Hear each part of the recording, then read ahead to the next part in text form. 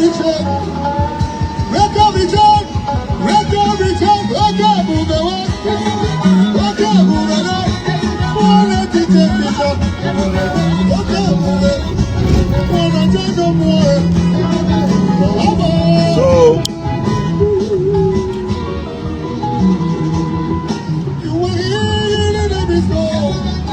Amanda, how you doing now?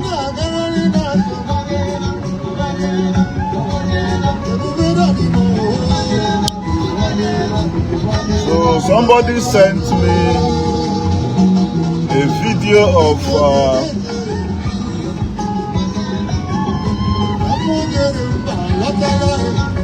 Father Joy, where he was busy disgracing himself. So as far as I'm concerned, police reported ahead. Only Let's disgrace take Auto Route 20 East, Chemin de la Côte St. Catherine, Montreal. Arrival time on this route is similar to Auto Route 20 East, Rue Victoria, Montreal. In 2.7 kilometers.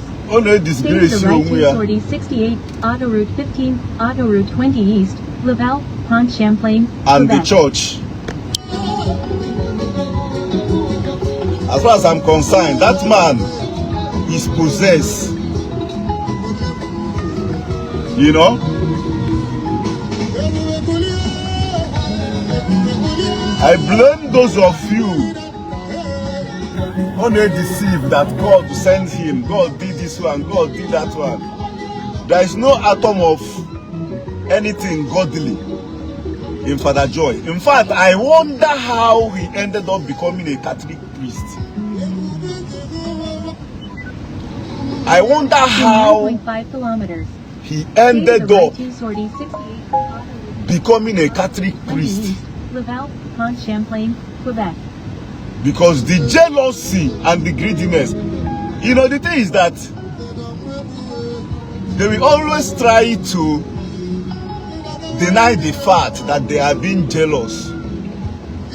They always try to deny the fact that they are not envy. But when you pay attention on their speeches, on their statements, you will see it. You don't need anybody to convince you or to tell you that this is what the problem is. Or not have you know, like I said on my last video, in all my life, I have never seen a so-called priest that allowed jealousy in 300 to destroy meters, him. Use the second lane from the right to stay to the right. Father Then Joy. stay to the left. Stay to the right to sortie 68, Auto Route 15, Auto Route 20 East. Laval, you know, when somebody sent me Champlain, that video, Quebec. I was watching Then use that the left video. lane to stay to the left to Auto The thing Route they, 15 like North, the thing they Laval. paid me. But there is a statement he made on that particular video that pissed me off. Like, after that statement alone made me to react on that video. Because on a norms, I don't regard somebody like him as anything. Use the left lane to stay to the left. I don't regard somebody like him. But he made a statement that ege kwesịrị na-enye anyị, ege kwesịrị na-enye anyị, ege kwesịrị na-enye ndị fada, ure were aje na-enye ofu onye, ure were aje na-enye Ebuka, ege kwesịrị na-enye anyị, like onye ka ịbụ. That statement really pissed him off. Ege kwesịrị na-enye anyị, ị na-enye gị as who? As who? Na ndị fada na-ata afụ, amara ndị fada na-ata afụ, apụta ege kwesịrị inye ha, ewozi ya na-eje enye Ebuka, si ha mee this one, eme that one. Ege ya enye gị as who? As ekperime ịbụ, ịma afọ mmadụ na-ata enweta dị ego na abroad. Kwa maka na people out of their own kind heart are trying to support some of you and the church. If it is your birthright, ege kwesịrị inye unu, ege kwesịrị inye gị ewere ya na-enye ya ọ na-arụ nka you know, like I'm not getting all those things. The entitlement because he piss him off. The entitlement, you know, that man needs. Shemin Delacote St. Catherine. Eh? Ege kwesịrị na-enye gị aso onye ka ewe kwesịrị na-enye gị the money. Who are you? What did you contribute in our lives here? Kedu ihe bụ ihe ahụ ime iji wee deserve ka a na-enye gị ego ahụ? You are there manipulating the minds of innocent Catholics, the minds of innocent Christians. Sino Chineke ziri gị. In 100 meters, use the right lane to Sino Chineke ziri gị. All those wives, all those ladies, the US are giving you that money, taking good care of you. Onwe hogi jichete na evangelist buka bonka or name nke eme honka. Somebody also sent me one nonsense video they posted immediately after my video. First thing first, I told you guys before, any day you all want to address me, don't talk to me in direct way. Any day any of you want to address me, try to call my name. I saw a video or drop. In 100 meters, after I dropped that video, that no one in our course, no one in a main car. It's no massacre. If it in Andara in a corobisha, Hana saying not watching a background, not saying not corobish. Do you think we all are daft like them? It's a night they daft. Call these people not support to get. It's a hero. See a man. No, Omube Henwa, Onube Hawaii. Ya no one, Yabia Mono careful. Yabia Mono careful. Like seriously, it seems no a course. You that call yourself a reverend father, Sahara no na see a young person or a man like you. No be one, Yabia Mono careful. The way I call Omo, like seriously. Hearing on a run okay and gwere. You see no a course. Again, you see no he has to give work in a ku. When the Holy Spirit is give work in a ku. You are evil. You and evil. You understand? You and evil, and you don't deserve to be a priest. For that statement alone, you deserve to address Saga as a priest. Which kind of nonsense spirit in Ezi goes your? You see your fellow guy, your fellow man. No gana ni, no gata no barana buyaneze. Do you know what that statement means? In a corner na buoni Igbo. Imakuye ni na gomani no ya na ata no mono braga na buyaneze. Isi no buhonu ke na buonya ahu. Ewu evil. In fact, he deserves a disgrace to Catholic Church. And if care is not taken, he got powerful.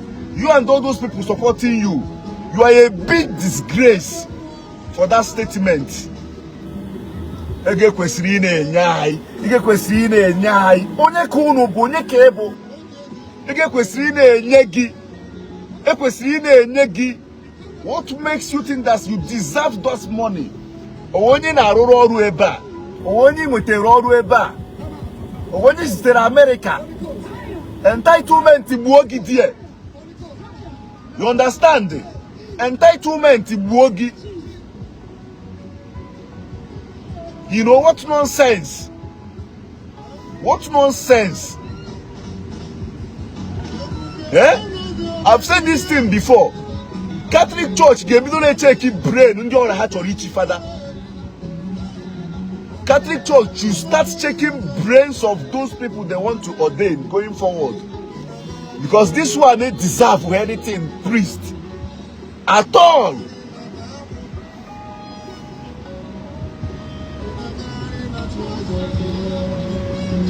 You don't deserve to become a priest.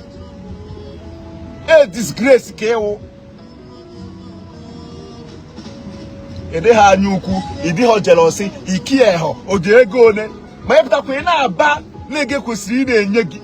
Nege kwesiri ne nyegi asonye. All these things started like a joke. Kete na apoziare, ibagi mo here. You know? Kete ibaga here. You know, manipulate people. Afum kisi supposed to arrive for the Bemonso. For the back here, I'm home way from day one. Afum kisi supposed to arrive. Now manipulate people as if you all are together. You know? You can never become like those two people. I'm telling you, you can never, with Aki or the possible. Kissing my people will start regarding you the way they regard for the Bemonso, or even the way they regard for the Mbaka. It will a disgrace. You more composure, you more packaging. You know, in a behavior no ka rascal, a berima. Ego na uhe gogi. Kiji because na he nyegi, ne create issue. You know?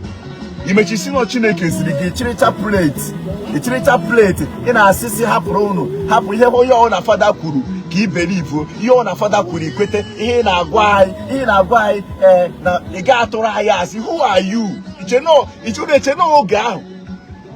Yo na father kwuru unu kwete. Yo na father kwuru like give one aka na adị equal as father. Give one aka greediness chọrọ igbu na agụ onwe gị as father. You know, whatever cause he lay this and they say buka and the engineer sees you big go kill you. Okay, boogie.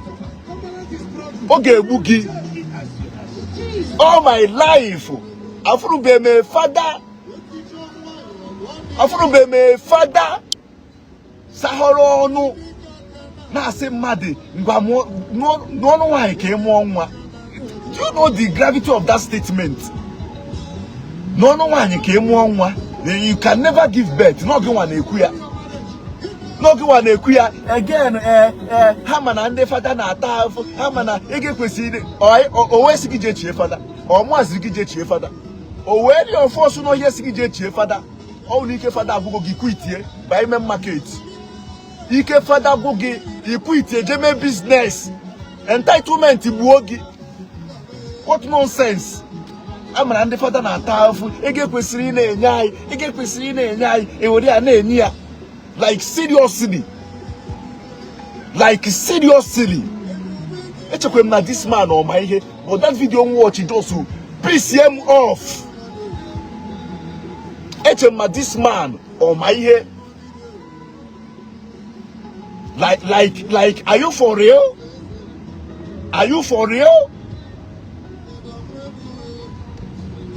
Like every hall go. So ye be wagi unege kwesiri na enyegi. Ege kwesiri na enyegi as father ka na enya. Onye ka ewo. Ka onye bo. If I will ask.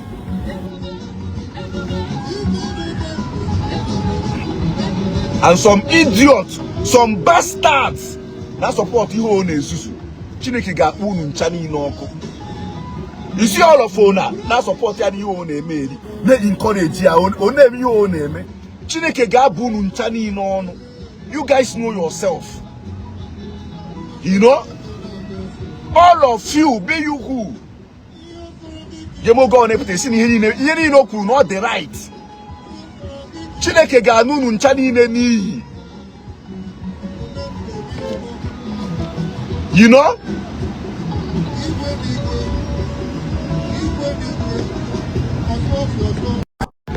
In 300 meters, turn right on Chemin de la Côte St. Catherine. A big disgrace to Catholic Church. Oh, here for that joy. A big disgrace.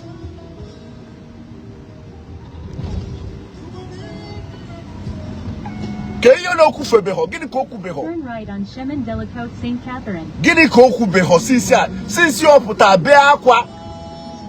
Since you puta be akwa no mwaya America. All these people known as state that is our support to business here. Because of Ihoku regarding their own ministry. Gini ko no kubeho. That is his main problem, his main anger. Chemin de la Côte des Neiges. His main anger.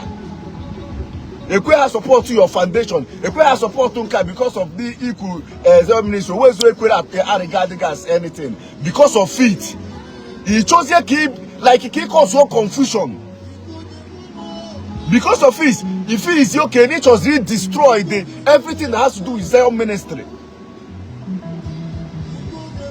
You know?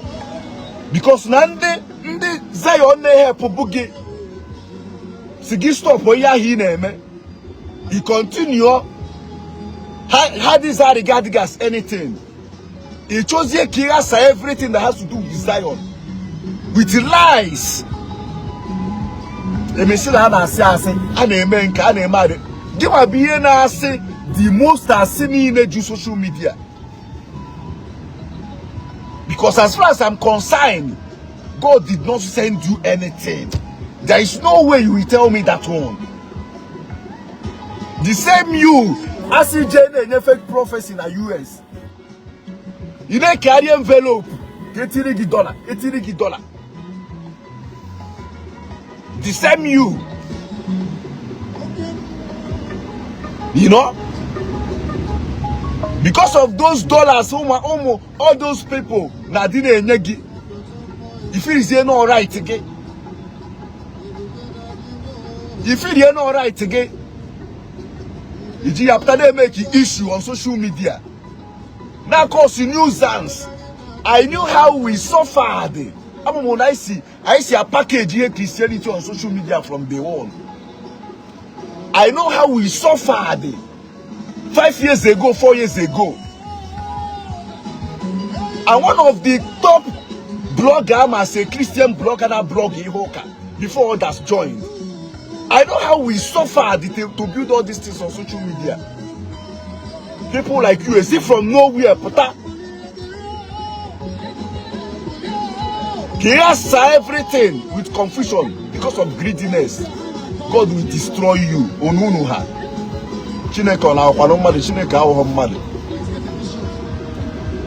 God will destroy you. Go be careful. This one I gotta go be careful. This man and the upper Reverend Father. Village. If this man end her up as a priest, na village. Yes, I'm saying it. Between Yawan and the Jobi, Akunshi, Nandi Nenshi Naka. Imakuya na madigana atano obarana abuyaneze. Imakuya ni ina putana si nwoke ibegi. So dia wo no bo no ke na abuya. Ni idi abuya so no like you claimed. Also dia ni na ekuya so oku ina si nwoke ibegi. No ga amunata nwa. No ga amunata nwa because of whatever. Ogewa uchineke. Let's just say, okay, no every evangelist say because be CMA fair. Ogewa uchineke. Are you God? Ogewa ke evangelist say because you are accountable of what he did in this world. Who made you the speaker of priests? He will bishop. In 300 meters. Are you assistant Jesus Christ? What right do you have to make such statements? What right do you have to make such statements? When the personal business with you, when the direct issue with you, and I call you no. Sometimes when I'm in social media, nature all this on a some brain. Put nature all this on a same brain. Can you your business? Let's say if the same car not doing it right. What is your business? kedu ihe gbasara gị die ihe ji sa ha ọnụ si na ihe niile ọ na-arụ na ọ na-arụri oke na ngwere.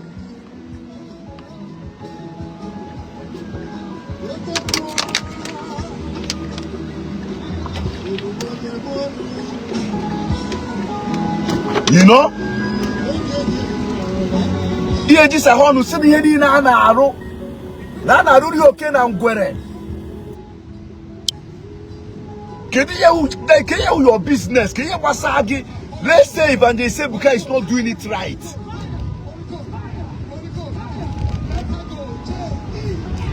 You know, your anger when your ministry no gonna go abi first tax side because of Zion no around there. We may people they show chat up. They say babu buna gaba. He create a nonsense group. Neji deceive wari akoto ani things about Zion and Evangelist Ebuka. Iru America ijena asa hisi. If you know one woman has no one who agafu. You make it if na a cast go. No one's when I regard the na cast go fully. If you don't say blackmailing, because as far as I'm concerned, you never blackmailing. You know? Can you your business? It got to this extent. Now cause wali confusion. Sina Chineke siriki. Ogina anu Chineke ogu. Let's say the Evangelist Ebuka are deceiving people with the name of God. Ogiwa na anu Chineke ogu. Eche mnasa Chineke na anu onwe ogu. Ogina anu Chineke ogu. It got to this extent. And then we drag one young okay with his lovely family. Tina the issue. Na haga ataofo. Ogo aga ataofo. Alfu aga ebugi. Alfu aga ebugi. They manipulate and they deceive. How you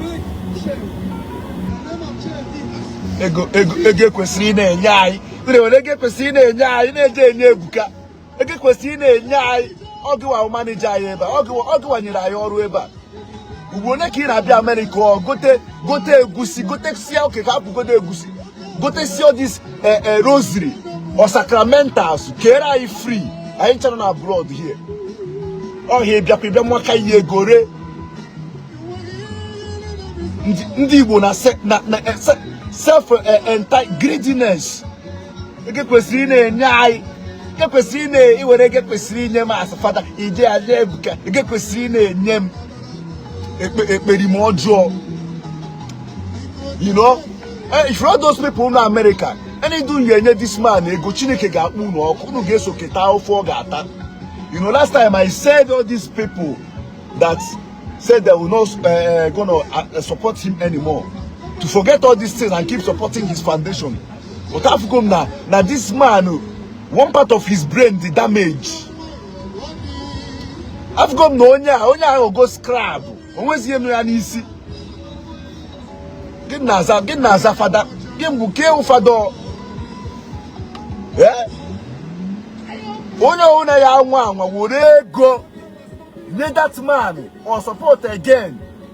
Now this America, Chineke ga-abụ onye ahụ ọnụ ya dị ya anya self entitlement bukwe gidie ege kwesịrị na-enye gas fada ege kwesịrị na-enye gas fada onye ohi onwe ihe na-arụrụ anyị ebe a ndị nke ndị ọcha fada juru ebe a onwe na ego onye nke na-ego dị ihe ọ na-reject ya ọ ha nwa na-ewo nke ha enye ndị ọcha bụ fada ebe a ha dịghị ezuzu ihe a ha dịghị etinye anya na all those things. Amamihe nke ndị bayi jidi like this. Ewere ege kwesịrị na-enye gị, ege kwesịrị na-enye gị, na-enye ya. Chineke ga-akpụ unu ncha niile na support that man ọkụ. Chineke ga-abụ unu ncha niile na support that man ọkụ. Especially ndị na-abịa na my inbox na-asị m hapụ fada, hapụ thunder ga-afanye unu ncha niile. That video piss him off. Like onye ọbụla nwere uche ekwesịdị eji ntị nụ that video o mere regarding Evangelist Ebuka. Like, this is the worst of them all. You know, I arrange love it. Arrange nka. When the evidence here, what they arrange love it. The father name arrange. I dare you all. Buru blessed sacrament. Say the sure. The Evangelist Ebuka say all ministry arrange love it. Obura asikena ni ke 1 week. Obura skamoto wuogi as a father. I dare you all to do it. That blessed sacrament and Bible, most of you believe. That rose you naturally go on. Unja cause confusion. Lift it up and swear that need the very sure. That's the ministry and Evangelist Ebuka arrange Robert. And that's the Evangelist Ebuka knowing to arrange. Nobody can say, "Came 1 week as a father." I dare you all to do it. Then I will come out to apologize to all of you. I'm the one saying it. I dare you all to do it. Even that blessed sacrament all of you believed on. Even the Bible rosary, chinye yenu, niruota, knowing the shore, the Evangelist Ebuka and the Zion name arrange, no how arrange love it. No kwa se ke na ase, ke 1 week as father. Ke na ni. If any of you do it, I'll come out here and apologize to you all. You guys are a disgrace to Catholic Church. Oh yeah, me people japu Catholic apple. Because you na adagi ani. Okagwo mmadi onu ntowagori ime. Okagwo mmadi onu. I told me they could some certain things here. But this man na cross the boundary. This man na cross the boundary. This man is fucking annoying. Ege kwesiri nyegi. Konye ibo ade nyegi the money. Njerucha 8 hours shift every day. Ina agwa mo emenye ego. Ina agwa mo ebe mmeti ya as who onye ka ewo. Owe sigije chie fada. Owe ni ofo sigije chie fada. How you father will go quit here, they make business. What nonsense? Every time, video here. Every time.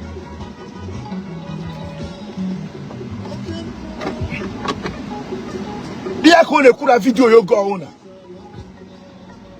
Ege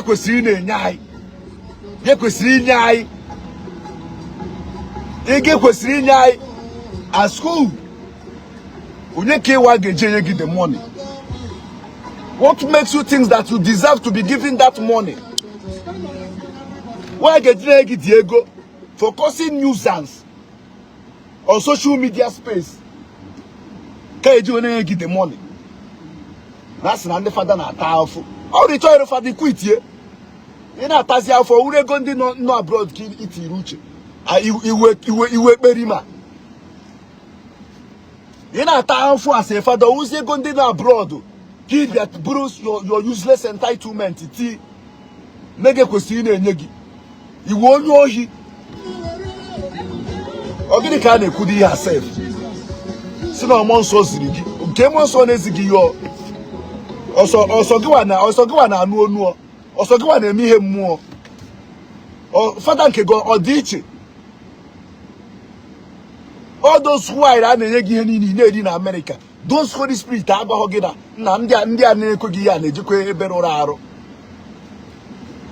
oh, Kita Nanki Bazua, Kichopta, Nankaji Menke Meho. Due to the business got cast go, you will look at you could make choose ABC. It be those manipulation. You watch on Mado. And where's that? You want from no na Kumu. It's obvious no na can do money in this year. It's obvious. Because I'm not surprised. Ona kunu chasi eme. Imagine. Imagine the audacity. Ego, Geneti, Anaro, Kenya Naro. Okwa the same place of worship Kana Arunan Gobala. Or Amadio Hakada and I worship dear. Okwa the same place of worship. Kana Ariho. Sino okay, I'm gonna get Bieba. Okay, I'm gonna get Bieba. Unojo. A very evil person, bitter person. Oh, yeah, that man, no. Check only men not fear before him feed no my. I'm no a bitter soul. When they deserve for people need any support.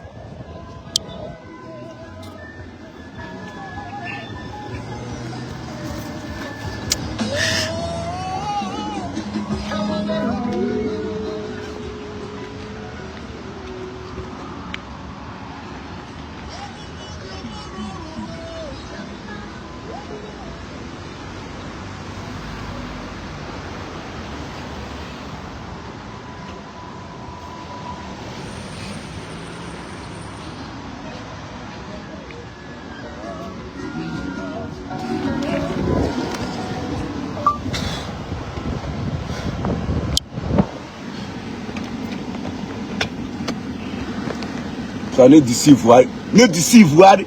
Innocent Christians that God sent you. God send the Kibene lay course now. Every people know. Oh, now no, I can't curse my enemy that way. Even my enemy, I can't make such statements to him or her. Like really no naru okay na ngwere. That means no nya we na ni. Like that means owe ye gbasara onye ahụ ga dị n'ụwa. Like hi. This man be evil. Obi this man na-eji oji. If you be this man, ọ na-eji kuunyi. Obi this man na-eji kuunyi. Onwezie dị iche. This man na Matthias yo ha na castigate. Matthias eme mmadụ nwụọ ohoru video kamera gbanye na-asị na Jizọs egbugo onye a ndị ụka ndị nka ndị omenala bụ eziokwu rebe akpati ozu na ndị ụka ga na-anwụ ka ha na-ere akpati ozu na-agba aka ahịa. Onwe ihe dị iche na Father Joy na Matthias ka ya myself. Matthias is better than him. What am I even saying?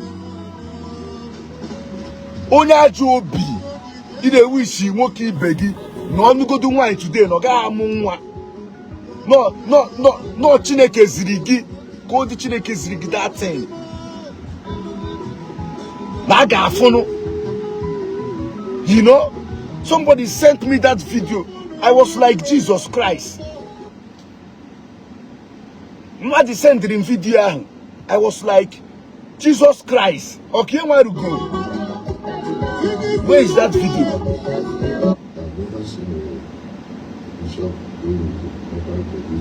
Somebody send me this video because I not am active on social media like that. You know? Watch a video and say Jesus Christ. Go Kurunka. This morning. This man is an evil. When the people talk, they say this one. Yeah. If we are no, if we go the Riga man a John Mate. Happy year Haji father workers court ne uchisi. If we ga man a John Mate, the bitterness. Everything. What nonsense.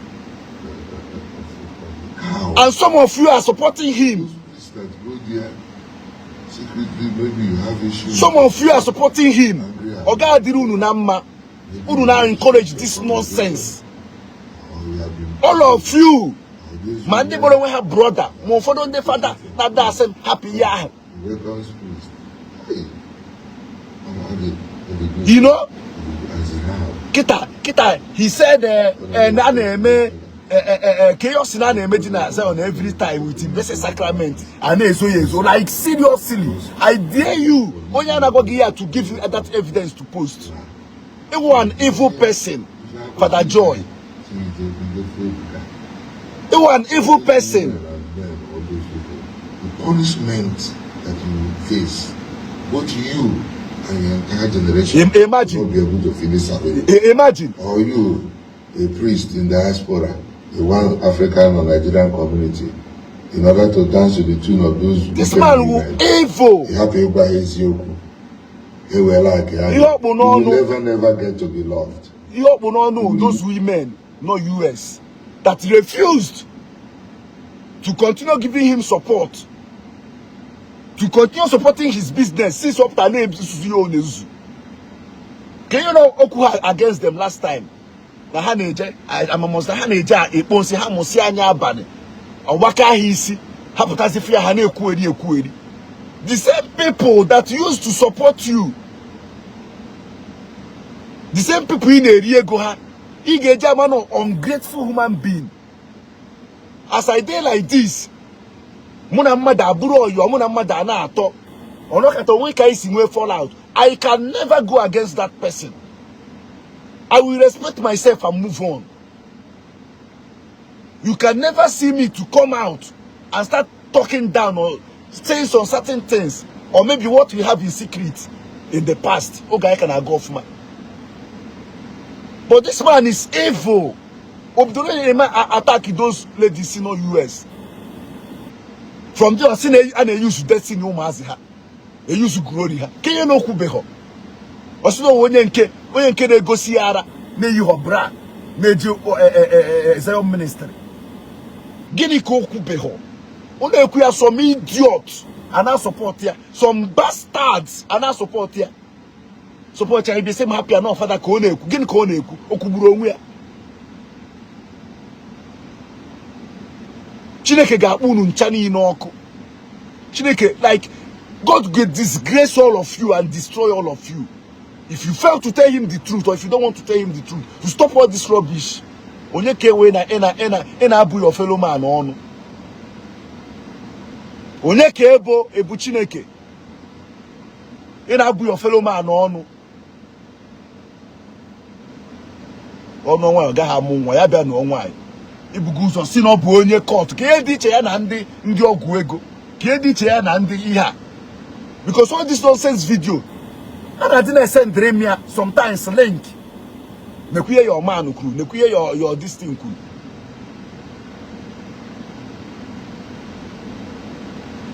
You know? When you put on the phone, I didn't share a book. Don't call me. Just don't call me. Ogo and end their life. If you have anything to tell me, you tell me. But for now, don't call my line. Can't get change the bro. This man who evil, a devil call, a disgrace to priesthood.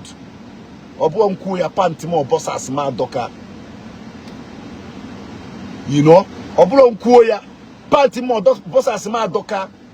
He was a disgrace. He deserves he was a priest. Ena ano ogu anyuku. Ne konuko kotonya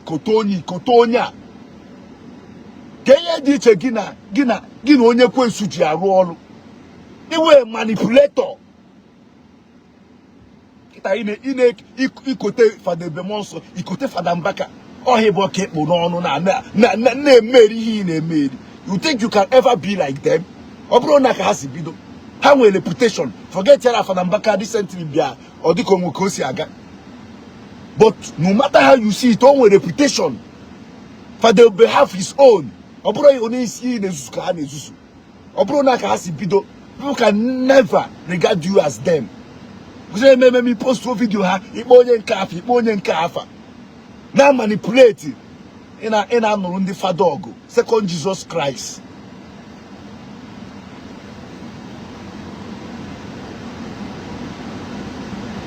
Where the stupid fellow. Building castles and like I said, you are building those castles for going to like a no one, and they look at okay. You will suffer. Okay. Those of you, na water English. No buho kona oboro. But that in our way cause. Those of you bastards. Same no buhe cause. Not just so yeah, no matter how you kuna video. Or you listening to this part. Because all this part to really piss him off. If you building castles and California up there, you make another video. And like I said, you are building those castles for going to the channel. Okay. Like no one. And they look at okay. You will suffer. Okay. You got touch of you, no matter. Oh, about this one is not a banner. Okay. Magi. Okay. Because although engineer CCO, I'm not questioning you. No, he never. I don't know already. You suffer. He attacked that for no while. If no matter how which in all those crowd, no blood. In that world, before the jealousy and greediness in our name, you could imagine. But I said, no, but of course, Ngwaka go diri ya, came out more course, gonna walk course. Ndi ocho, na support you ojo. Father, barunu nchani nara. Oko chicharunu brain na unu funke wezoku na aga yekuzi. Ndo ojo. I blame Hamunu now. I blame Hamunu. Most of you na buy nezuzu. Oka, what you tell uche, what you tell unu brain. When ke putanka, hey father. Can't get on my Facebook inbox. Careful message si jureba. Father Jimemunka, please speak for me. I always see your post. Father Nka Jimenka, Father Nka Jome Honka. When I mean father. Gone are those days. Anyway, in fact, good priest anyway na Catholic Church now. About my heru 20. If you good priest anyway na Catholic Church, heru 20. Others wave for Jew there. Amo anahano hofuebe. Amo anahano hofuebe.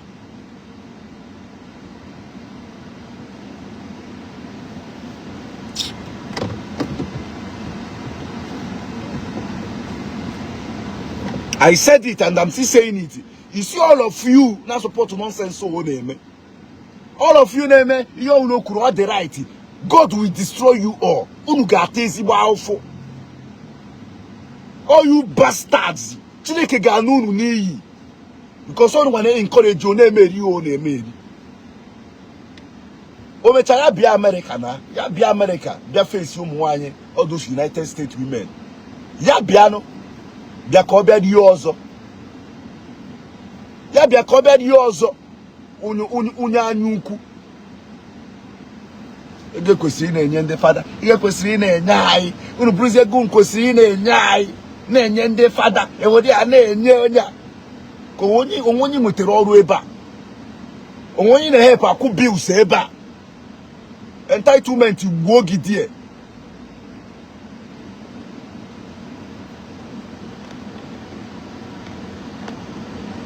God chase. I never said they are not good priests. I said good ones say 20 currently near the menoka. Good ones 20. Most of these people na afọ amụ anaghị anụ ofu ebe. Amaka ebe Catholic na-ekpuchi ho. All this I don't want to be saying some certain things here. Na asị na ebo virgin, ebo nka ndị fa una na bụ virgin. Father na ta father na always get father. Oh, Nika father go get quit here. I spoke with my parish priest here. I always speak with the man regarding all these things. I always ask him, here my father on Usiade. And he always update me on everything. That anybody that want to quit will quit. On the father nke ndị Bible ihe dị iche ahọpụtara unu wee chi unu fada iche ọ bụ ofu priest ahụ unu ka ndị nke ebe ahụ ha nwa na-eme iche unu nwa na-eme iche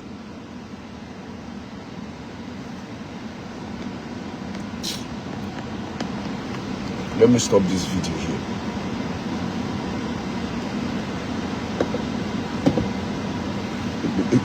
Very more job. And you get no buy wo. It's not buy a guy. Guy, I go maybe America. When you do go here, you know by wo by Takashianya.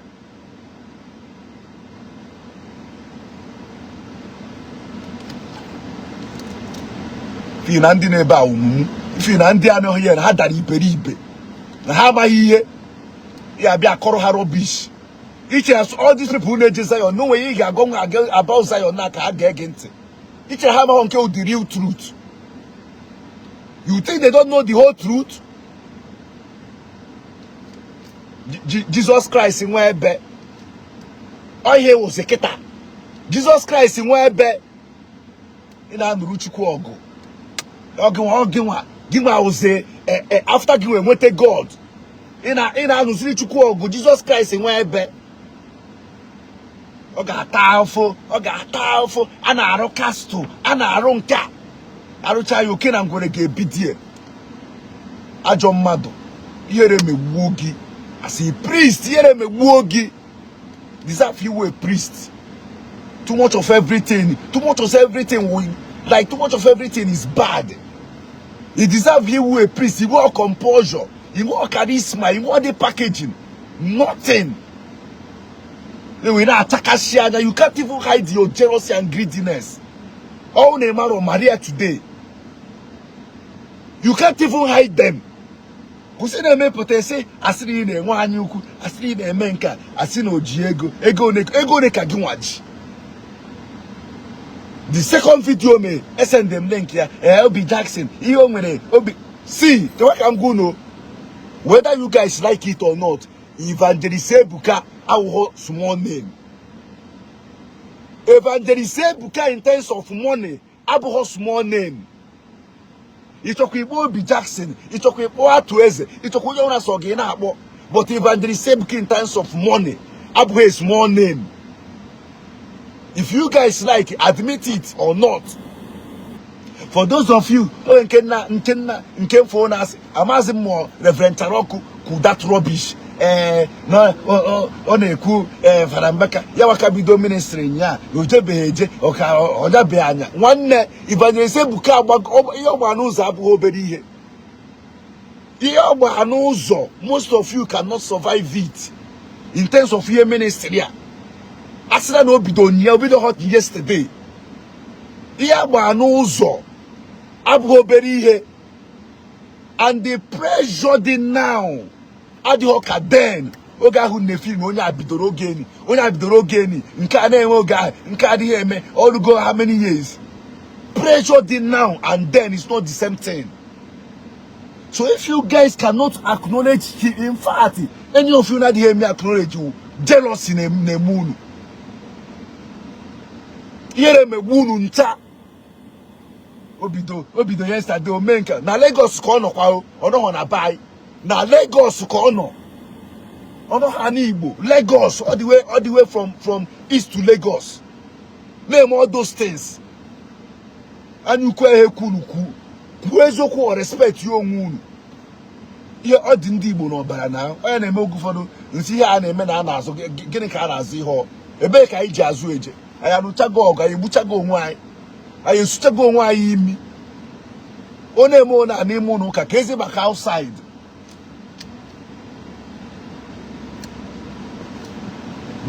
Jesus Christ in Nwebe. Ogi deserve ego eji arụ nga ọkpala. Bịa ka enye gị ya na ka iburishi nkwọcha gị jerie. Gị deserve ego eji arụ nga ọkpala.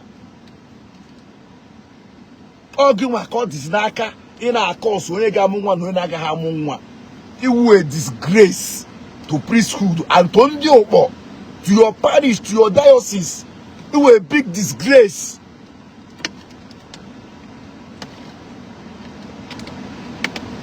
Nonsense.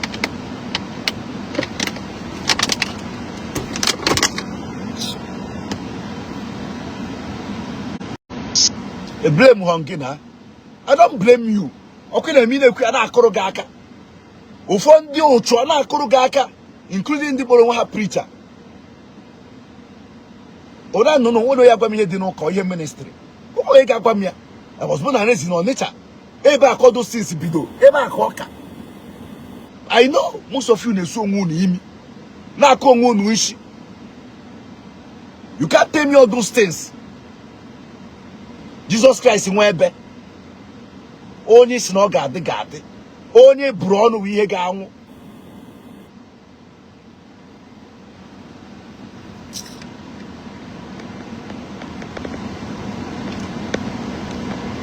I don't want to use some certain words on you. I don't want to say some certain things are on you. If not, I know what to say. But kanka park ebe ahụ na watch gị. Onye ọjọọ.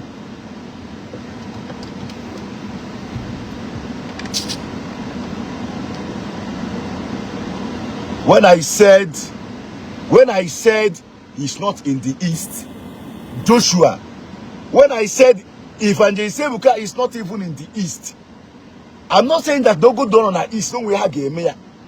But what I mean is, or the easy email ministry na Lagos. One when or on top, it's not easy like to have a kind of ministry evangelist Ebuka na Lagos ebe no see her. When or on top, na conquer many things. In terms of crowd and members, it's not easy. Oye ministry, both mandi Muslim, mandi Sele, mandi Pentecostals, mandi everybody na abia. Brony Igbo. That's what I'm saying. And I'm asking no way home more. Oh no na east. Keya na ako. Aya na afono zo. Aya na zo musi people eba ho go on.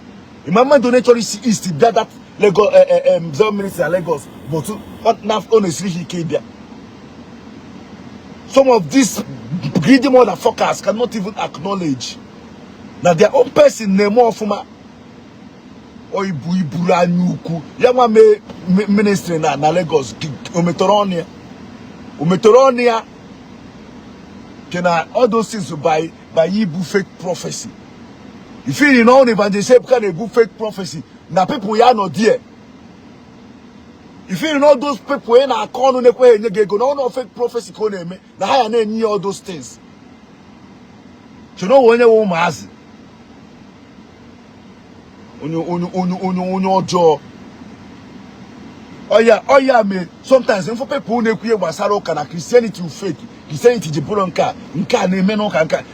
Only I think I may him nagwa. I think I was in nagwa. Because people like you are disgrace. All people like you neje haka.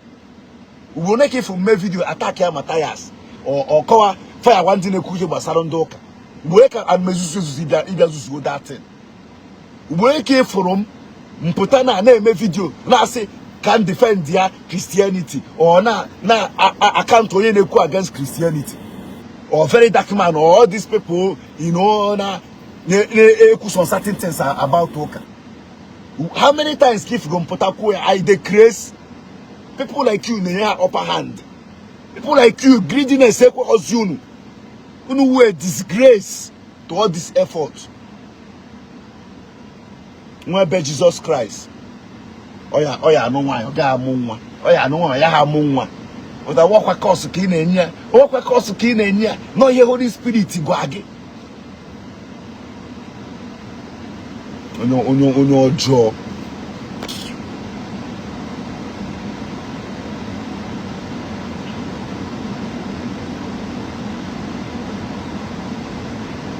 I like the fact that you are not dragging your fellow priest. You know?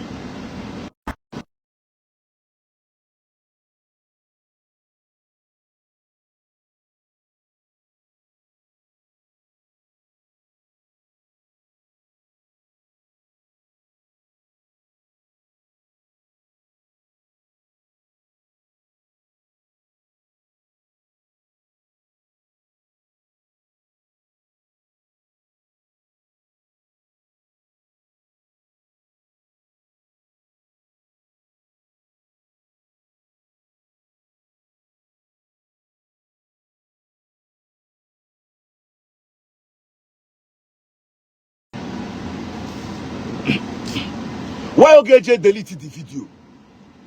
Why Ogeje deleted the video? Maybe I get no fuck up. Why won't she delete the video? If I thought no delete it, yeah. When you already know that his normal sense now support to that video will know a bastard.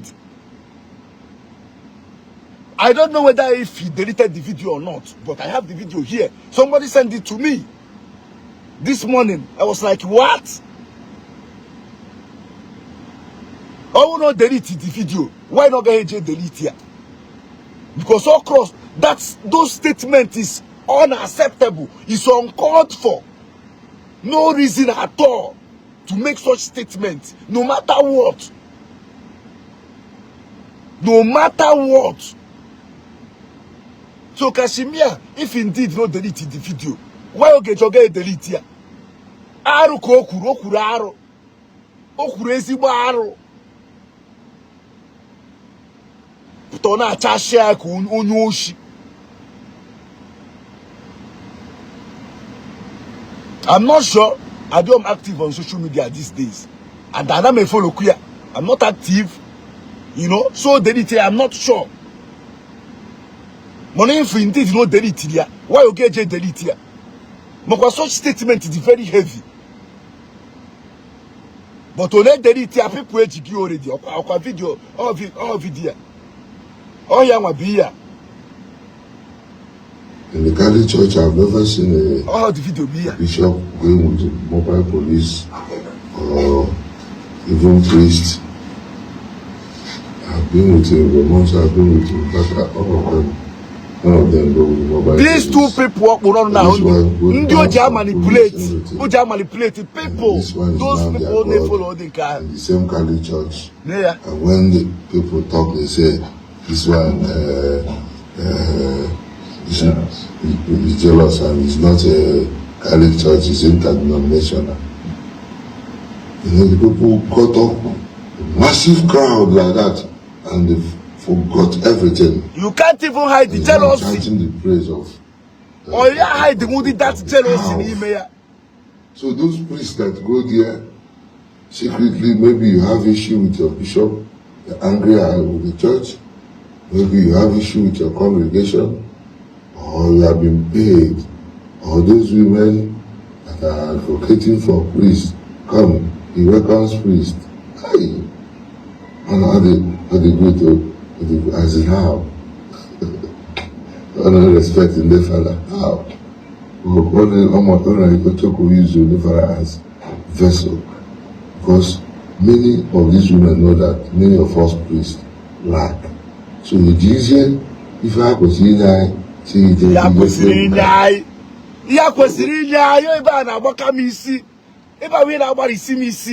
Those people manunda like wori kwesiri nyai ye kwesiri nye gas onye ke wa yeje nye gia. What makes you think that you deserve the money? That statement we na asasimi isi if the wori kwesiri nyai je na enye evangelist Ebuka onye ke wa ga na enye gia onye oshi iwe ekperima. You know what I'm saying? Self-entitlement too. Now, I'm 8 hours job every day. Now, I got zari enine. It seem no genwa can kwesiri onye kiewo. You gonna get gwasi na ji mo manu send yarum na Canada. Or send those women na US. Ngwa ka good side die. When Gombo say na abia, you go take sacramental, you go take rosary. Gozie ya. Nga ke onyo ona. Isi ye kwesiri nyai.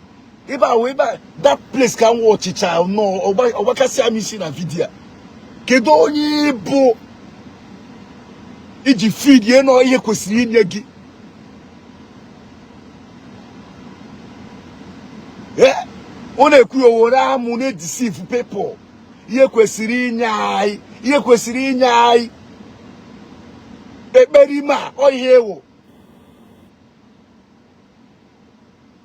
Okay, you are not trying to tell people who to give money or where they will go and support for the work of God.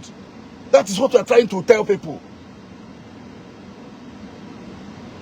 You know what more? Iye kwesiri inye hai ha mana fada na ala ke we sigi je chie fada. O wonye sigi je chie fada. O woni ke fada go gi yipu akwa. Ba me market oro fu shop so afia die. You know? O ina ukpo Igboland agent. Iye kwesiri inye hai. Yiri adighi anonu, yiri adighi anihu. Then from day one, akwa ego ko na ebe, akwa ego akụrụba nke ụwa. Oyi fata na anụrụ ọgụ ya. Then from day one, you watch ya, itrace ihe niile a na-eme, video ya niile, onwe ko gara mention ego, onwe ko gara mention crowd, onwe ko gara mention a na-eme nka, a na-eme like this.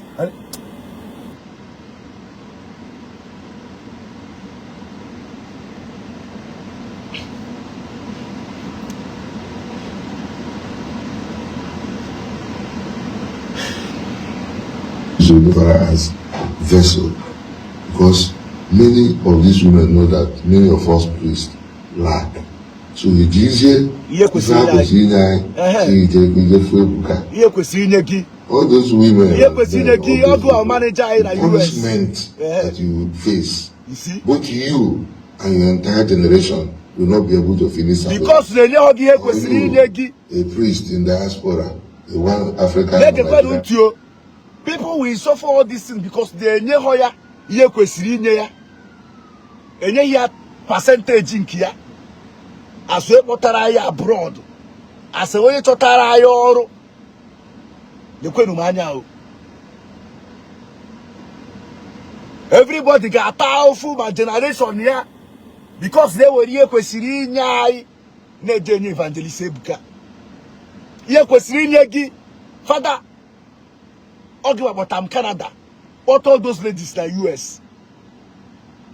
Ye kwesiri nye gas ekperimewo. Onwe ho guni no na anu iya. Onwe ye ni no na-eme ka ogasa everywhere, muyoko everywhere. Now ho because of ihe kwesiri nya hai. Ihe kwesiri nya hai. Onye ona ga ta afo. Because nye ho ihe kwesiri nye gi.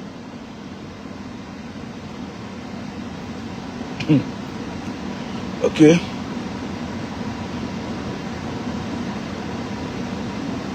As vessel, because many of these women know that many of us priests lack. So it's easier if I could see all those women and men, all those people, the punishment that you face, both you and your entire generation will not be able to finish surveillance. Because they know you how a priest in diaspora, because they know African and Nigerian community, in order to dance to the tune of those wicked women. They happy by his yoku. They were like, you will never get to be loved. You will remain a stupid fellow, building castles and California. Let's make another video. And like I said, you are building those castles for gwenu, like a no one, and they look at okay. You will suffer. You got no matter the way I don't have all about this one is not a man at the okay. Magi. Because I'm not considering you. No, this word, oh yeah, tata for man at this word, I'm a bana bia truego. Manogi wan a bakwa kita. They were ye kwesirinya, ye kwesirinyagi. Wejene nyonyo. E like ego. This word that way bana bia truego. O got off. But you are crying. They were ye kwesirinya, ye kwesirinya. Nwebe Jesus Christ. Ye kwesiri inye ayi because the angels ye kwesiri inye gi ebo ayo onu abumonu ga-egbu gi. All those causes will buy you and all these people supporting you. A greedy man, evil. Oh, I don't want to waste much of my saliva anymore. But if this man, a disgrace to priesthood, a disgrace to Ndio Onine in general. And lastly, like I said, you bastards now support here. Man didn't can be there in my inbox. Can't enough be on my inbox. Oh, in case no your book room me. Okay, crush him na more. Okay, send him Holy Ghost fire. Okay, menka. Okay, menka. I thought you guys I think you guys will know who you are talking to. Ndojo. Support one evil gebunu nchani. Useless bastards.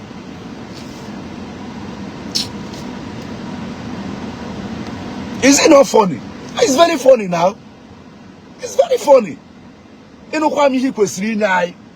Hi kwesiri nyai. Owe mo nyewu. O makasina. Ayiwa on the Catholic na respect the father. Na like he give to father. Na me, you know, some certain things. Like he appreciate. Especially when you nke CSC we bia or something. Or because and they buy na like you na appreciate it. They show all this their daddy GO Reverend Father this thing. Or we on the Jesus ndị ebe na Jesus that thing. Father himself oda na Diego inenyi ego ego ji emegin. He did it and all those things. Because Nana and they show appreciation. Your father name kiji buy for me na runa buy. Or uzie your right. If uzie has your birthright. No ye kwesiri na enyegi. You know what mo koro. Ye kwesiri na enyai. Jesus Christ. Ye kwesiri na enyai, ye kwesiri na enyegi. Asonye ke kwenye eji na enyegi. Ekperima asonye ke eji na enyegi ya. Asi omi ne utena ndu ai. As gini. O mas one ohofu masa ka na edoji e. Ke ya. Let me stop here. Gordon.